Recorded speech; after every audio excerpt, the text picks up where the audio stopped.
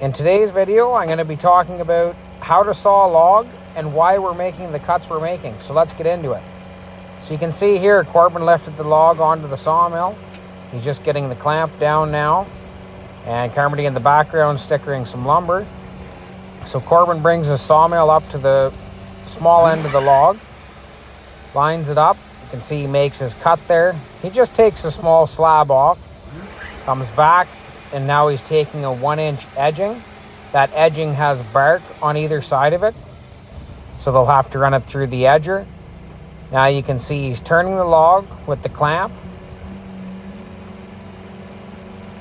getting the clamp down.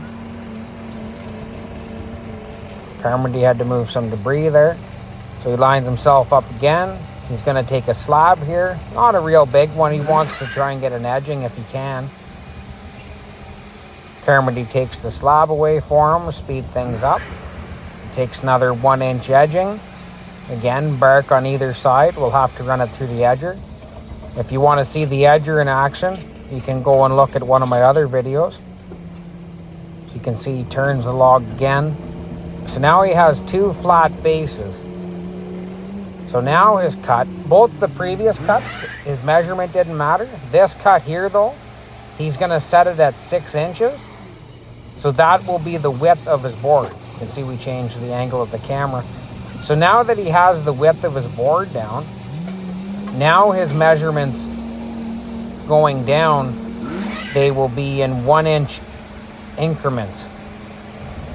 And he won't just start at 7 inches and go all the way down. If he was going to do 7 inches, he would have to add 1/8 of an inch for each cut, if that makes sense. Because you have to allow 1/8 of an inch for your blade for each cut, because that's the sawdust.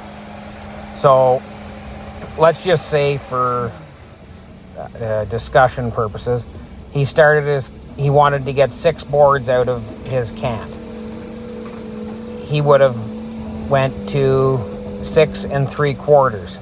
Then his next cut would be 5 5/8, and then 4 1/2, and then 3 3/8, and so on. I hope I got all the measurements right. I just kind of did that off the top of my head. Anyways, you can see he lifted another log onto the sawmill. This one has a bit of a taper in it. You can see the slab there is a lot bigger. But you can see he puts the flat edge against those 2 posts there that he can move up and down.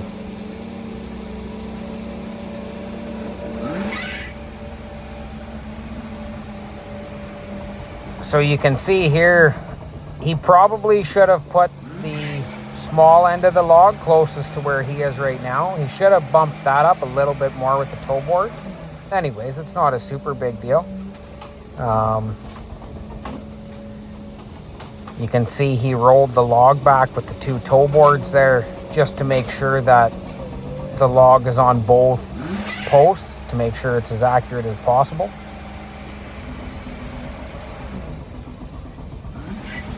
And for anybody that does watch the videos, you know how well these two work together, and they're extremely hard workers.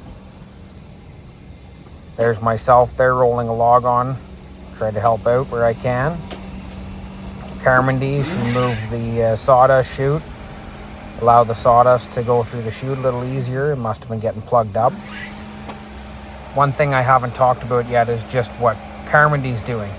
So when she takes a slab off the sawmill, it goes onto the skid steer forks so we can take the slabs away and put them into the slab pile.